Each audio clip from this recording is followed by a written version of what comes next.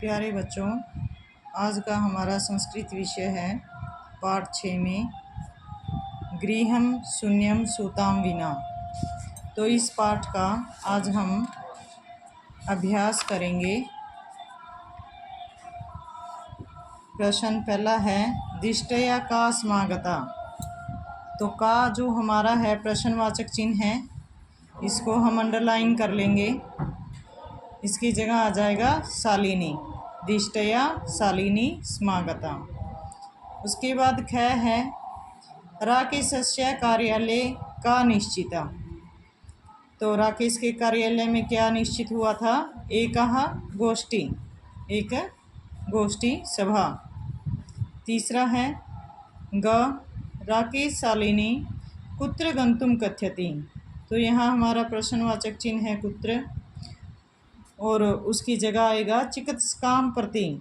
राकेश शालिनी को चिकित्सा के पास जाने को कहता है।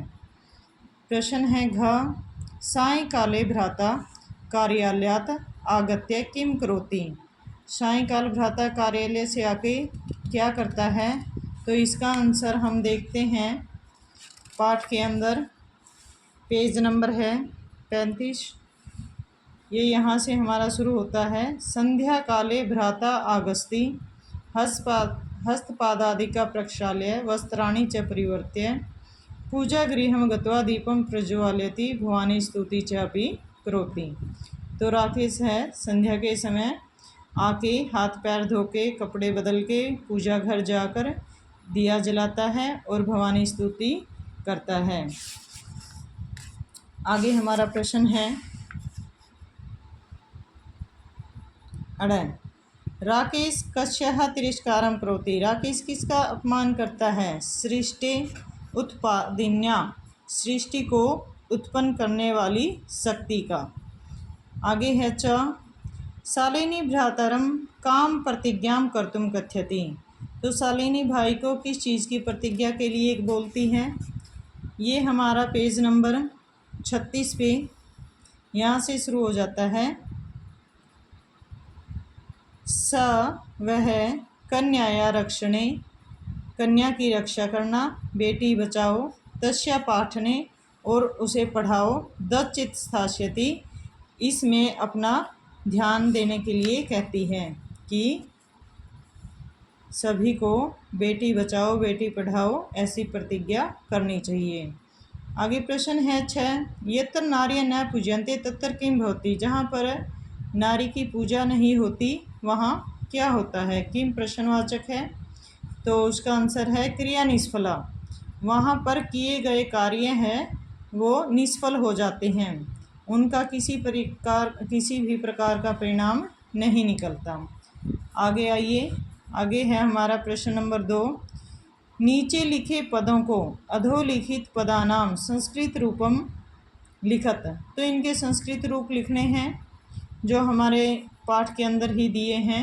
कोक का कुक्षव, सात का साकम, गोद का क्रोड़, भाई का भ्राता, कुआ का कूप और दूध का दुग्धम। अब आगे आइए, प्रश्न नंबर है 3 उदाहरण अनुसृत्य कोष्टक प्रदत्तेषु पदेषु तृतीय विभक्ति परयुक्त रिक्त स्थानानि। जैसा कि प्रश्न में कहा गया है कि जो ब्रैकेट के अंदर पद दिए गए हैं, शब्द दिए गए हैं, उसमें हमें तृतीय विभक्ति प्रयोग करनी है। जैसे उदाहरण है खालिस्तान सह पुत्री गच्छति, ब्रैकेट में है मातृ। तो मातृ शब्द रूप में जब तृतीय विभक्ति लगाते हैं तो ये एक वचन में मात्रा हो गया। उसी तरह वीणा विद्या न लभते, तो परिश्रम है, वीणा आया है इसलिए यहाँ तृतीय विभक्ति लगेगी परिश्रमेण। आगे है लेखन्या, लेखनी का तृतीय है लेखन्या। आगे नेत्र है, तो नेत्र द्विवचन है, 2 आँखें होती हैं इसलिए द्विवचन में नेत्राभ्याम। सूरदास आँखों से अंधा था।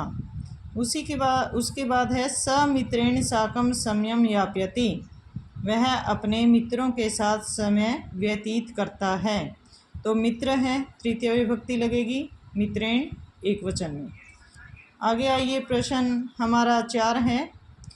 तो इसमें विशेषण पद का विशेष्य पद से मिलान करना है, जो इस तरह से है।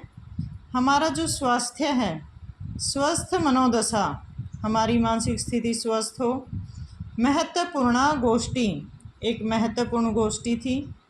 जघन्य कृत्यम, ये एक घिनौना अपराध था।